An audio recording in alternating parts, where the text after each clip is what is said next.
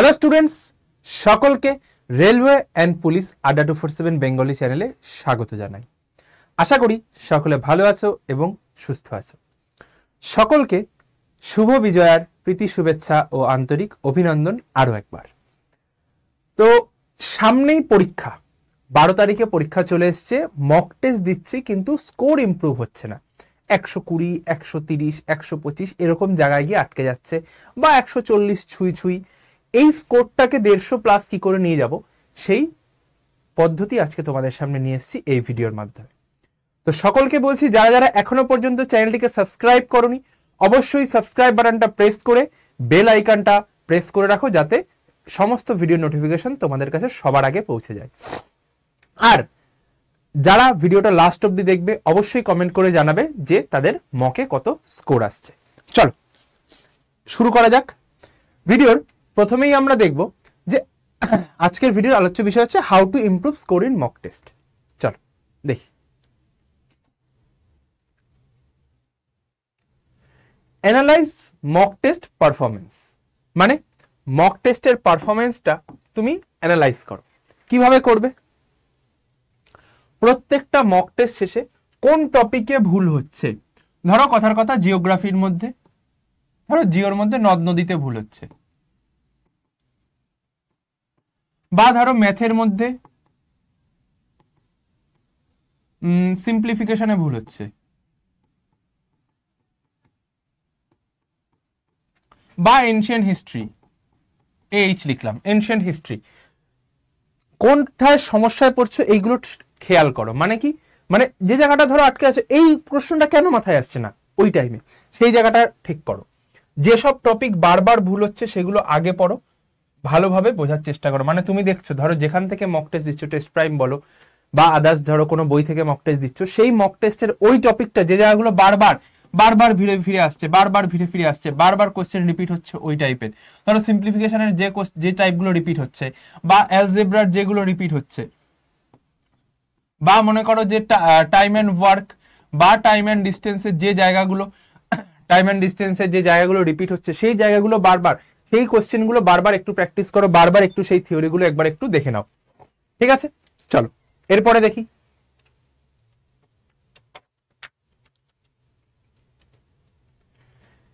এরপরে রয়েছে time management strategies. মানে তোমরা জানো সবই, কিন্তু টাইমটাকে যে ম্যানেজ করতে হবে, কিভাবে ম্যানেজ করবে সেটা বুঝতে পারছো না।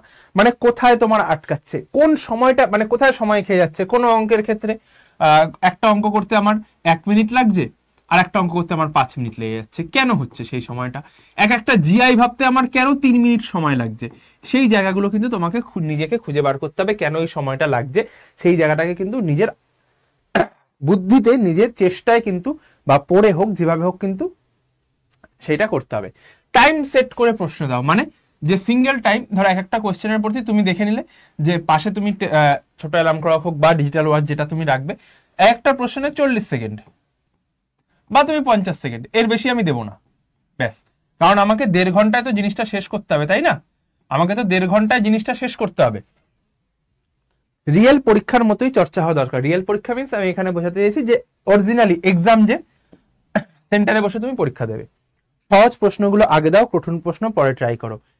এটা হচ্ছে কি সহজ প্রশ্ন মিন্স, স্যার সহজ প্রশ্ন কিভাবে বুঝবো? যেগুলো দুম দেখা মাত্র উত্তর হয়ে গেল।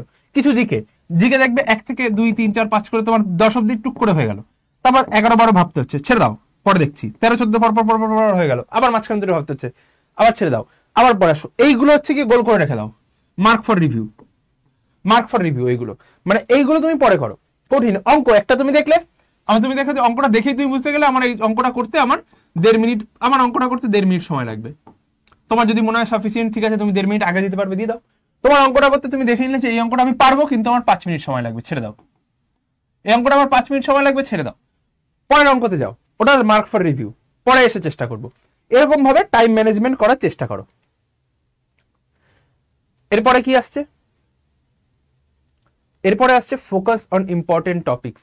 মানে যে টপিকগুলো বারবার তোমার মকে ফেরত আসছে, যে টপিকগুলো তুমি বারবার তুমি প্রিওয়াইকিউতে দেখেছো, সেরকম টপিকগুলো, জেনারেল নলেজ, রিজনিং, অঙ্ক, ইংলিশ বা বাংলা, যাই হোক, এটা এগুলোতে বেশি গুরুত্ব দাও।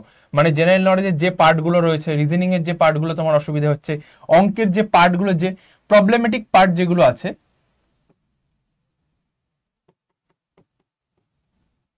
প্রবলেমেটিক পার্ট যেগুলো আছে সেগুলোকে আগে গুরুত্ব দাও। এমন নয় যে যেগুলো তোমার একেবারে পড়া নেই সেগুলো আর নতুন করে পড়বে না, যেগুলো তোমার আগে জানা রয়েছে সেগুলো কিন্তু তোমার প্রবলেম করছে সেগুলো আবার বারবার বারবার বারবার বারবার করে রিভাইজ করো। অঙ্ক রিজনিং এর শর্ট ট্রিক, বারবার বলছি, শর্ট ট্রিকে করার চেষ্টা করো, যেভাবে আমি তোমাদের অঙ্ক রিজনিং করাই সেইভাবে। বিশালভাবে কিন্তু ভাস্ট ওয়েতে অঙ্ক সলভ করতে যাবে না, বা রিজনিংও কিন্তু করার চেষ্টা করবে না। বোঝা গেল?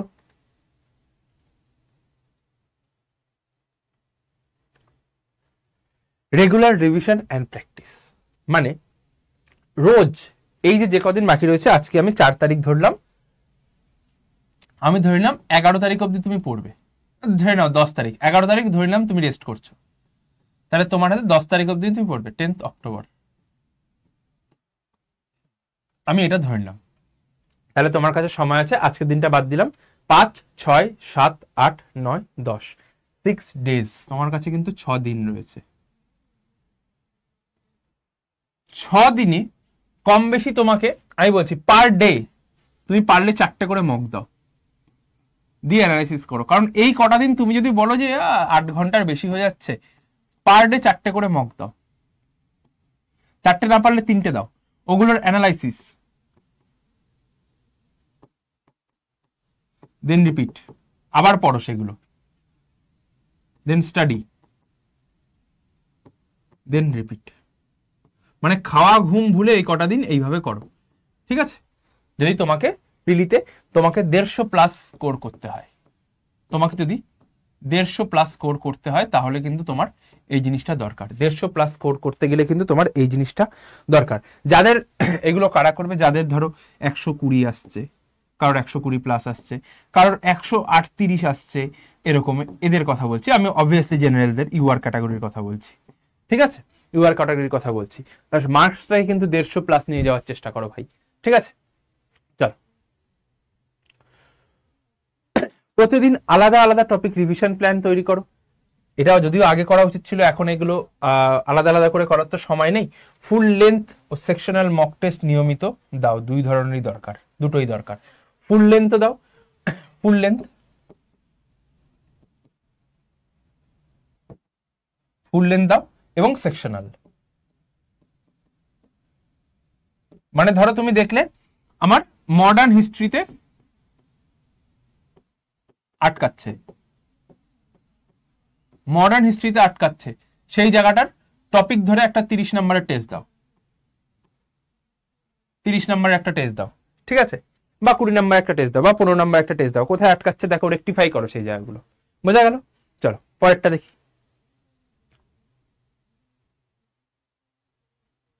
এরপর রয়েছে রিভিউ, সলিউশন অ্যান্ড এক্সপ্লেনেশন। মানে তুমি যেগুলো করলে, কোথায় ভুল হলো সেগুলোকে খোঁজো এবং এক্সপ্লেনেশন করার চেষ্টা করো। শুধু ভুল নয়, যেগুলো তুমি ঠিক করেছো সেগুলোও দেখো, যেগুলো ঠিক করেছো তুমি সেগুলোও দেখো, যদি তোমার মনে হয় যে দেখা দরকার। একাধিক পদ্ধতিতে প্রশ্নের সমাধান ট্রাই করো, এতে দ্রুততা ও সঠিকতা বাড়বে। মানে এখন তো দেখো একাধিক পদ্ধতি তোমার জানার দরকার নেই, তুমি একটা পদ্ধতিই দেখো, ওয়ান টাইপ, ওটাকেই মাস্টার করো, ওটাকেই মাস্টার করো, একটা টাইপকেই মাস্টার করো, তোমার 1000টা জানার দরকার নেই, যেটা তোমার কাছে সহজ সেটাই তুমি মাস্টার করো। এই বিষয়টা সব থেকে বেশি গুরুত্বপূর্ণ, যে OMR sheet fill up. OMR sheet fill up কিন্তু সব থেকে বেশি গুরুত্বপূর্ণ, কারণ দেখবে কোয়েশ্চেন সলভ করে নিলে ওএমআর দাগালে না, কিন্তু ওই নাম্বারটা কিন্তু তুমি পাবে না। মানে পরীক্ষার সাথে সাথে কিন্তু তোমাকে, মানে কোয়েশ্চেন সলভের সাথে সাথে ওএমআরও ফিল আপ করার কিন্তু প্র্যাকটিস করো ভাই। মক টেস্টের সময় ওএমআর শিটে উত্তর ভরার অভ্যাস তৈরি করে তোলো। এখনো বলছি, যদি এটা না করে উঠতে পারো তাহলে কিন্তু অনেক নাম্বার, মিনিমাম কিন্তু তোমার 5 থেকে 7 নাম্বার কিন্তু তোমার ছেড়ে দিয়ে আসতে হবে। 5 থেকে 7 কিন্তু তোমার ভুলে যেতে হবে। তুমি যদি ওই পরে 20 মিনিটে ওএমআর ভরে দেবো ওই চিন্তা ভাবনা করো, সাথে সাথে কিন্তু ওএমআর ভরার চেষ্টা করবে। এই যে যেটা রয়েছে ধরো ওএমআর, এটা জাস্ট গোল করে দিলে, এক্সাম না গেলে জাস্ট একটা গোল করে দিয়ে চলে আসলে, মানে ওটা তুমি কনফার্ম করে আসলে, তুমি জানো এটা কনফার্ম, দিয়ে গোল করে দিয়ে চলে আসবে। এবার যেগুলো মনে হচ্ছে যে আমার অসুবিধা হচ্ছে ওগুলো ছেড়ে দাও, ওগুলো মার্ক ফর রিভিউ করে দাও, মার্ক ফর রিভিউ করে দাও, ওগুলো পরে দেখে সঠিকটা তোমার যেটা মনে হবে সেটাই দেখিয়ে দেবে। এবার চলে আসছি এই ছিল তোমার মক নিয়ে আলোচনা। ঠিক আছে, এই ছিল তোমার মক নিয়ে আলোচনা। তো এখনো পর্যন্ত যারা যারা মনে করছে যে না স্যার এরকম আমার হচ্ছে না, আমার নাম্বার আসছে 120, আমার নাম্বার আসছে 125, আমার নাম্বার আসছে 135, এটাকে আমি 150 তুলতে পারছি না, তাহলে কিন্তু ভাই তোমার এক্সাম দিতে যাওয়া বেকার হয়ে যাবে।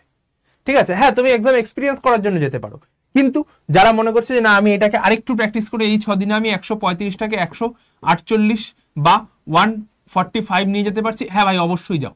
তখন দেখবে এক্সামে এমন কিছু কোয়েশ্চেন, মকে যারা আসছো এটা দেখবে এক্সামে অটোমেটিক্যালি তোমার বেড়ে যাবে। আমি বলছি ভাই তোমার এক্সামে অটোমেটিক্যালি 1-2 নাম্বার বেড়ে যাবে, চিন্তার কোনো বিষয় নেই এক্সামে। কারণ তুমি যদি বারবার নিজেকে ঘষা মাজা করতে থাকো না, দেখবে একটা ভালো জিনিস অবশ্যই তোমার বেরিয়ে আসবে, সেটা নিয়ে কিন্তু কোনো দ্বিমত নেই। এবার বলি যে স্যার কোথায় প্র্যাকটিস করবো, কি করবো? এই 6 দিন যারা এসআইদের জন্য বলছি না, যারা কনস্টেবলের জন্য প্রিপারেশন নিচ্ছ তাদের জন্য কিন্তু সংগ্রাম ব্যাচ এখনো চলছে। ঠিক আছে, সংগ্রাম ব্যাচে 4ই আগস্ট ক্লাস শুরু হয়েছিল, তোমার দাম ছিল হচ্ছে 1249 টাকা। এখন এই Y1034 এই কোডটা যদি তুমি ইউজ করো কত টাকায় পাবে? Y1034 ইউজ করলে 961 টাকায় পাবে, 2 বছরের ভ্যালিডিটি, 2 বছরের ভ্যালিডিটি এবং কার্তুজ বই সমেত, কার্তুজ বই সমেত কিন্তু তুমি এটা পাবে, যেটা তোমার বাড়িতে চলে যাবে। কার্তুজ বই কিন্তু তোমার বাড়িতে চলে যাবে। ঠিক আছে, এবার কিভাবে ভর্তি হবো স্যার? তোমরা ডাইরেক্ট ফোনের অ্যাপ প্লে স্টোর থেকে অবশ্যই করে অ্যাপটা ইনস্টল করো। আর যদি মনে হয় নিজে ভর্তি হতে পারছো না, এই যে নাম্বারটা রয়েছে এই নাম্বারটায় ফোন করো, 8167330413, বা আরো একটা নাম্বার আমি লিখে দিচ্ছি 8130209247, এইটাতেও করতে পারো, এইটাতেও করতে পারো।